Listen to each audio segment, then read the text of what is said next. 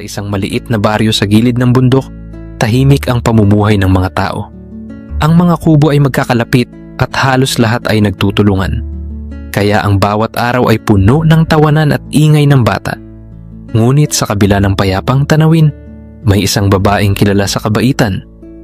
Si Aling Rosa, ang tindera ng gulay na palaging may ngiti sa labi.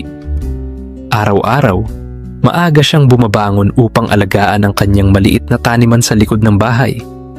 Ang kanyang mga gulay ay sariwa, makukulay, at laging handa para sa mga kapitbahay.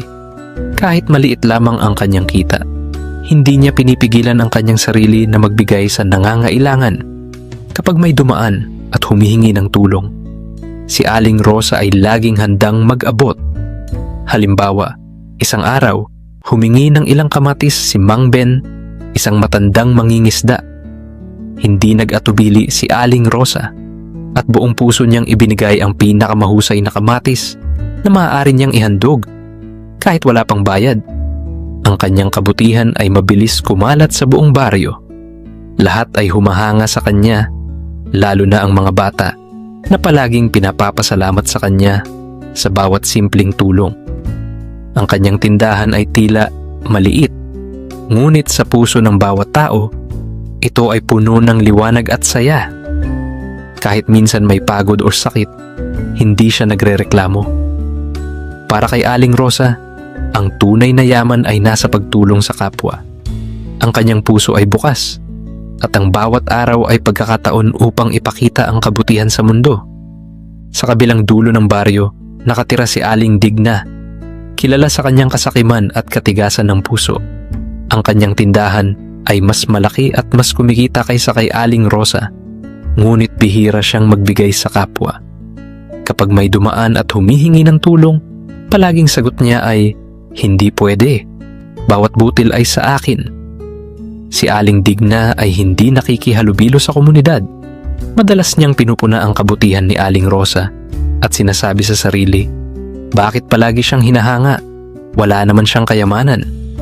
Ang kanyang puso ay puno ng inggit at kahit simpleng tulong lamang ay hindi niya kayang ibahagi. Hindi tulad ni Aling Rosa, si Aling Digna ay madalas magreklamo sa kung ano ang wala sa kanya kaysa pasalamatan ang kung ano ang mayroon siya. Kapag may nagbigay ng tulong sa iba, madali siyang magsalita ng pangungutya at pagdududa. Kahit na may kakayahan siyang tumulong, pinili niyang manahimik at manatiling sarado ang puso. Para sa kanya, ang buhay ay isang labanan at ang bawat butil ay dapat para sa sarili lamang. Ngunit sa ilalim ng kanyang matigas na anyo, may munting pangarap siyang mapansin at mahalin din ng ibang tao. Kahit hindi niya ito inaamin, ito ang nagiging simula ng kanyang hamon sa hinaharap. Isang araw, dumaan ang isang malakas na bagyo sa baryo. Matinding ulan at hangin ang bumalot sa mga kubo at halos lahat ng taniman ay nasira. Ang gulay ni Aling Rosa ay natabunan ng putik at ang kanyang maliit na bahay ay may ilang sira sa bubong. Ngunit hindi siya nawalan ng loob. Bagkus, mas lalo siyang nagpakita ng kabutihan. Lumabas siya sa kabila ng ulan at tulungan ang mga kapitbahay na higit na naapektuhan ng bagyo. Nagdala siya ng payong, pagkain, at kahit mga gulay na hindi na niya maibenta. Ang kanyang tapang at malasakit ay naging inspirasyon sa buong baryo, lalo na sa mga bata na tumutulong sa kanya. Si Aling Digna naman, sa kabilang banda, ay nanatiling sarado sa kanyang bahay. Hindi niya inaalala ang sitwasyon ng iba at mas pinili niyang bantayan ang sarili niyang pananim at tindahan.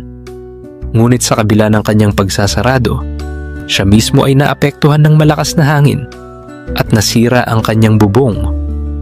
Ang mga kapitbahay, kahit na may takot sa sariling kaligtasan, ay nagtulungan upang maibalik ang kaayusan ng baryo. Lahat ay nakaramdam ng hirap at pagod. Ngunit ang kabutihan ni Aling Rosa ay nagbigay ng liwanag sa gitna ng unos. Ito ang unang pagkakataon na nakita ni Aling Digna kung gaano kalaki ang epekto ng pagtulong sa kapwa. Unti-unti, nagsimulang kumulo sa kanyang puso ang kaunting pag-aalinlangan sa kanyang sariling paraan ng pamumuhay. Habang naglilinis ng sira ng baryo, may isang matandang lalaki ang lumapit kay Aling Rosa. Hawak niya ang isang malaking basket ng pagkain at nakasuot ng simpleng damit. "Salamat sa iyong kabutihan," wika ng matanda. "Dahil sa iyo, maraming buhay ang naisalba. Bilang gantimpala, 3 biyaya ang ipagkakaloob ko sa iyo." Nagulat si Aling Rosa at hindi niya inasahan ang ganoong pahayag. Ngunit buong puso niyang tinanggap ang biyaya nang hindi iniisip kung ano ang kalalabasan para sa kanya. Ang matandang lalaki ay nagbigay ng 3 haligi ng lupa para sa kanyang taniman, isang kabayong pangtransportasyon para sa kanyang gulay, at isang mahiwagang binhi na kahit anong itanim ay palaging magiging sagana. Ang buong baryo ay namangha sa nangyari. Ang kabutihan ni Aling Rosa ay nagbigay hindi lamang ng material na gantimpala, kundi pati inspirasyon sa bawat tao.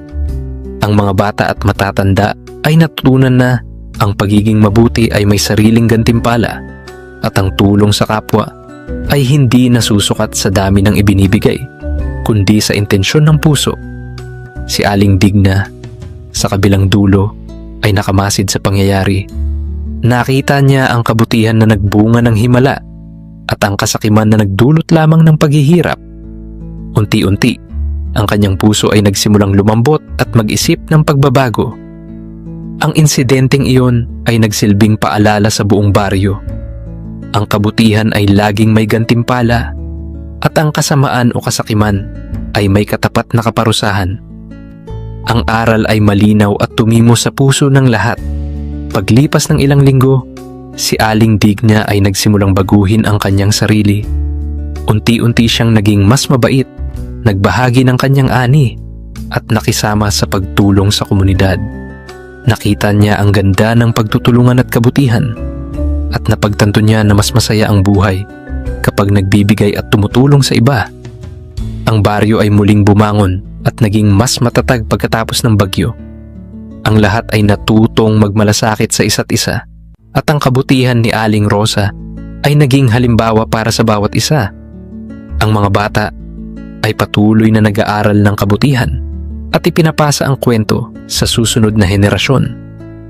Aling Rosa ay patuloy sa pagtitinda ng gulay, ngunit ngayon ay mas marami siyang kaibigan at kapitbahay na handang tumulong sa kanya kapag kailangan.